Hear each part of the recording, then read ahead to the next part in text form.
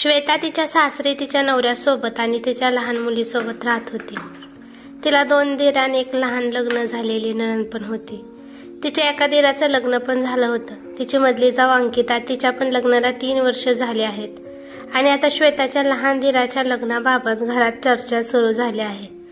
पण त्याच्यासाठी चांगलं स्थळ भेटतच नव्हतं.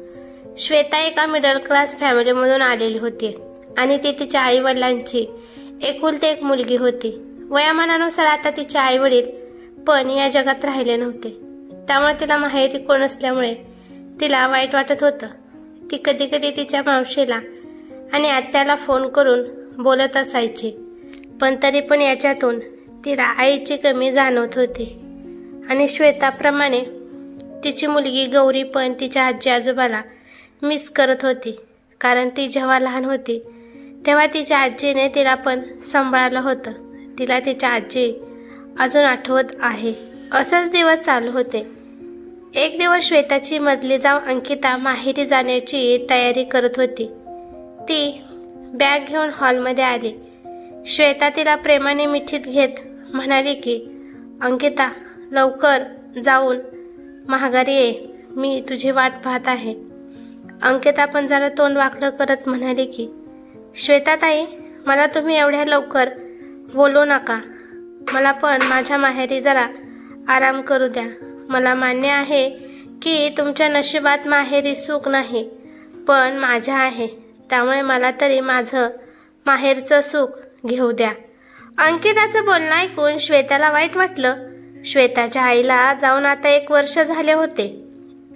आई गेल्यापासून श्वेताचं माहेरपणच संपलं होतं. कारण श्वेताचं सख्खाचं आता कोणी नव्हतं. तिला मावशी आणि आत्या होते, परंतु त्या दोघी पण तिचं माहेरपण मनापासून करू शकत नव्हत्या. कारण आई ती आईच असते. तिची माया जगावेगळी असते. आई गेल्यापासून तिच्या माहेरच्या घराला कुलूप आहे आणि तिला माहेरी जाण्याची सुद्धा इच्छा होत नाही. शेवटी ती तिथे जाऊन काय करणार तरी काय होती. कारण इथं तर कमीत कमी नवरा, मुलगी, दीर, जाऊ, सासू सासरे, कमीत कमी यांच्यामुळे तर तिचं मन रमत होतं. हे सगळं श्वेता आठवत होती. तेव्हा तिच्या 4 वर्षाच्या मुलीने तिचा पदर जोरात ओढला आणि ती म्हणाली की, आई चल ना, मला भूक लागली आहे. श्वेता तेथून तिला खाण्यासाठी आणण्याचा बहाणा करून किचनमध्ये गेली आणि ती मनसोक्त रडू लागली. जेव्हा पण तिच्या पुढे माहेरचं नाव येत होतं तेव्हा ती आईची आठवण काढून इमोशनल होत होती. जेव्हा पण अंकिता तिच्या आईसोबत फोनवर बोलत असायची तेव्हा इकडे श्वेताला तिच्या आईची आठवण येत होती. 15 दिवसानंतर अंकिता तिच्या माहेरीवरून आली. येताना तिच्या आईने तिला खूप खाण्यापिण्याचं सामान दिलं होतं आणि त्यामध्ये मोतीचूरचे लाडू पण होते. ते लाडू सगळ्यांना आवडले होते. श्वेताची मुलगी गौरी अजून लाडू मागत होती. अंकिताने सगळे लाडू फ्रीजमध्ये नेऊन ठेवले होते. श्वेताची मुलगी हट्ट करू लागली की तिला अजून एक लाडू खायचा आहे. त्यामुळे श्वेताने फ्रीजमधून एक लाडू काढून गौरीला दिला. लाडू दिल्यावर गौरीच्या चेहऱ्यावर आनंद आला आणि मग ती उड्या मारत मारत ती लाडू खाऊ लागली. तेव्हा अंकिताची नजर त्या लाडूवर पडली. ती बडबड करत किचनमध्ये आली आणि म्हणाली की, मला वाटत आहे की आता फ्रीजला लॉकच लावलं पाहिजे. श्वेता पण किचनमध्येच होती. अंकिता काय बडबड करत आहे तिला स्पष्ट ऐकायला येत होतं. श्वेता अंकिताला म्हणाली की, अगं अंकिता, तू हे काय बोलत आहेस? अंकिताला खूप राग आला. ती रागात श्वेताकडे बघत म्हणाली की, मग मी कसं बोलू? श्वेताताई, तुम्ही कोणाला विचारून माझ्या माहेरवरून आलेला लाडू तुम्ही तुमच्या मुलीला दिला? ते सगळे लाडू आईने माझ्यासाठी बनवले आहेत. स्वतःला तर माहेर नाही. त्यामुळे माझ्या माहेरकडून आलेल्या प्रत्येक गोष्टीच्या मागे तुम्ही लागत असता. अंकिताचे टोमणे ऐकून श्वेताच्या डोळ्यातून अश्रू येऊ लागले. यानंतर श्वेताने विचार केला की अंकिताच्या माहेरून आलेल्या कोणत्या पण वस्तूला हात लावायचा नाही. संध्याकाळी अजून एकदा श्वेताच्या मुलीने गौरीने लाडूसाठी हट्ट केला. श्वेता तिला ओरडली आणि म्हणाली की ते लाडू तुझ्यासाठी नाहीत, ते लाडू तुझ्या अंकिता आंटीचे आहेत. तू सारखं सारखं लाडू मागू नकोस. आईचं बोलणं ऐकून गौरी शांत बसली आणि गौरीच्या पण डोळ्यातून अश्रू आले. गौरीच्या डोळ्यातील अश्रू पाहून श्वेताच्या पण डोळ्यात अश्रू आले. श्वेताने दुकानाला जाऊन गौरीसाठी 1 किलो लाडू आणले. ते लाडू पाहून अंकिता काहीच म्हणाली नाही. उलट तिला आनंद झाला की आता तिचे लाडू कोणी सुद्धा खाणार नाही. जेव्हा तिची आई जिवंत होती तेव्हा माहेरच्या वस्तूसाठी किंवा खाण्यापिण्याच्या वस्तूसाठी तिला असं तरसायला लागत नव्हतं, कारण तिची आई प्रत्येक सणाला तिला फळ, मिठाई, कपडे वगैरे पाठवत होती.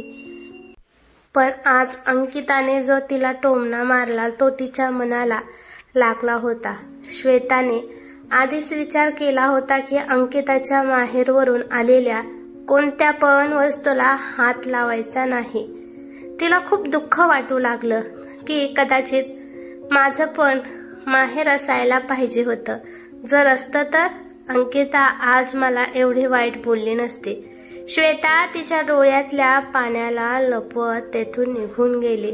हळूहळू दिवस चालत होते. आता अंकिता एका बाळाची आई पण झाली होती. श्वेताच्या लग्नाला आता 7 वर्ष झाले होते, तरी पण तिला माहेरची नेहमी आठवण येत होती. जेव्हा पण अंकिता तिच्या माहेरी जात होती तेव्हा येताना तिच्या चेहऱ्यावर जी चमक होती ती चमक पाहून श्वेताला तिच्या बाबतीत वाईट वाटायचं की तिचा हक्काचं असं कोणीच नाही. एक दिवस श्वेताच्या छोट्या दिरासाठी मीराचं स्थळ आलं. जेव्हा मीराला पाहण्यासाठी सासू सासरे गेले होते तेव्हा त्यांनी सोबत श्वेताला पण नेलं होतं. जेव्हा श्वेताने मीराला पाहिलं तेव्हा तिला खूप आनंद झाला की मीरा पण तिच्यासारखीच साधी आणि गरीब होती. तिचं बोलणं पण खूप छान होतं. त्यानंतर सगळ्यांची पसंती झाल्यावर लग्नाचा विषय सुरू झाला. 1 महिन्यानंतर दोघांचं पण खूप धूमधडाक्यात साखरपुडा करण्यात आला आणि लग्न 6 महिन्यानंतर होणार होतं. अजून लग्न होण्यासाठी खूप वेळ होता. या काळात श्वेता आणि मीरा दोघी फोनवर खूप गप्पा मारत होत्या आणि मीरा पण सगळ्यांसोबत छान बोलत होती. त्या दोघींमध्ये खूप छान मैत्री निर्माण झाली. एक दिवस अचानक दरवाजाची बेल वाजली. श्वेताने जाऊन दरवाजा उघडला तर समोर मीराला पाहून ती आश्चर्यचकित झाली. तिला पाहून श्वेताला आनंद पण झाला. तिने खूप प्रेमाने तिचं स्वागत केलं. श्वेताला नंतर कळालं की तिच्या सासूने मीराला घरी बोलवलं होतं, कारण लग्नाच्या आधीच मीराने तिची बेडरूम पाहावी आणि त्यानुसार त्यांना काही चेंज करायचं असेल तर ते करू शकतात. मीराला हे पाहून आनंद झाला की तिच्या सासरचे किती मॉडर्न विचाराचे आहेत. 6 महिन्यानंतर मीरा त्या घरची लहान सून म्हणून त्या घरात आली. 1 महिन्याच्या आतमध्येच मीरा त्या घरात खूप छान रुळली. श्वेता मीरावर खूप प्रेम करत होती. श्वेता तिला छोटी बहीणच समजत होती आणि त्याप्रमाणे श्वेता काळजी घेत होती. 2 महिन्यानंतर जेव्हा मीरा तिच्या माहेरी गेली होती तेव्हा श्वेताला घरात काहीच करमलं नाही आणि जेव्हा मीरा माहेरवरून घरी यायला लागली आणि ती ऑटोमधून उतरायला लागली तेव्हा श्वेता पळतच तिच्यापाशी गेली आणि श्वेता तिची बॅग घेण्यासाठी तिची मदत करू लागली. दोघीने पण एक बॅग हातात घेतली आणि आतमध्ये आल्या.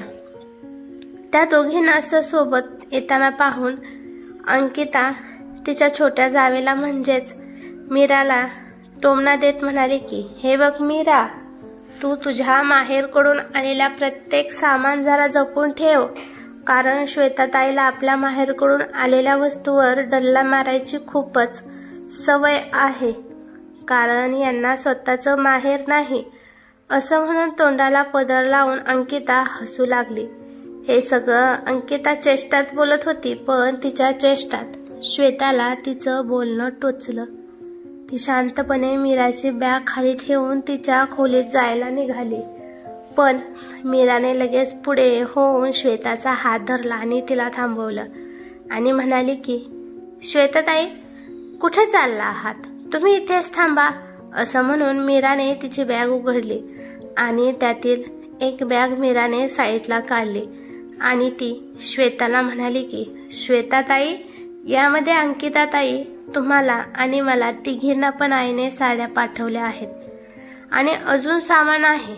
ते सगळं सामान आईने तुमच्यासाठी पाठवलं आहे. असं म्हणून मीराने ती बॅग श्वेताच्या हातात दिली.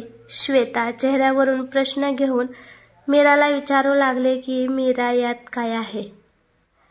आईने माझ्यासाठी काय पाठवले आहे? मीरा हसली आणि म्हणाली की, ताई, यामध्ये जास्त काही नाही, परंतु तुमच्यासाठी यात आईचं प्रेम आहे. श्वेताने उत्सुकतेने ती बॅग उघडली तर त्यामध्ये लाडू, चिवडा, लोणचे, अजून अशाच प्रकारचं त्यात सामान होतं.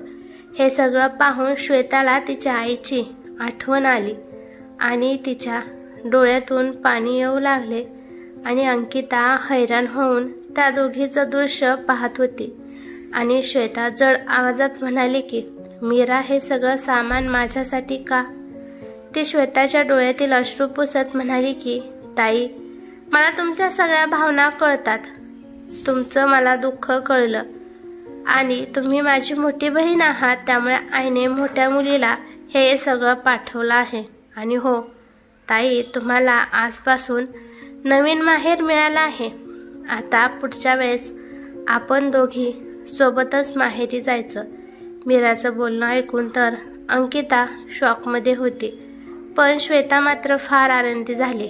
तिला माहेर बरोबर एक लहान छोटी हक्काची बहीण मिळाली म्हणून पण तिला आनंद होता. त्यानंतर दोघी पण बेडरूममध्ये निघून गेल्या आणि अंकिता पण खाली मान घालून तिच्या खोलीत गेली. एखाद्याचा स्वभाव असतो, त्या स्वभावाला आपण बदलू शकत नाही. बेडरूममध्ये जाऊन त्या दोघी मस्तपैकी गप्पा मारू लागल्या. त्यानंतर मीराने आईला फोन लावला आणि श्वेता पण फोनवर बोलू लागली. मीराची आई श्वेताला म्हणाली, तू पण आजपासून माझी मोठी मुलगी आहेस, त्यामुळे हक्काने तुला काही पाहिजे असेल तर मला फोन करून सांगत जा.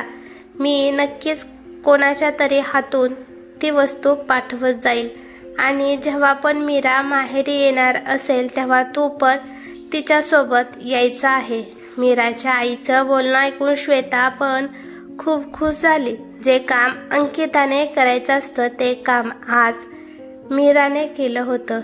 माणूस मोठा असला म्हणजे त्याला खूप बुद्धी असते असं काही नसतं. अंकितापेक्षा मीरा लहान असून सुद्धा तिला माणसांच्या भावना कळाल्या. सगळ्यात महत्त्वाचं, भावना कळायला पाहिजे की समोरचा का दुःखी आहे आणि त्याचं दुःख कमी करण्याचा नेहमी प्रयत्न करायला पाहिजे. पण काही माणसे त्याला अजून कसं दुःख द्यायला पाहिजे असा ते प्रयत्न करतात. आणि याचबरोबर संस्कार पण महत्त्वाचे असतात. सगळ्यांचे संस्कार वेगवेगळे असतात, त्यामुळे काही नाती रक्ताची नसली तरी काही नाते मनाने पण जोडली जातात. ही कथा कशी वाटली ते मला कमेंट करून नक्की सांगा. कथा आवडली तर लाईक शेअर नक्की करा आणि चॅनेलवरती नवीन असाल तर चॅनेलला सबस्क्राईब करा. धन्यवाद.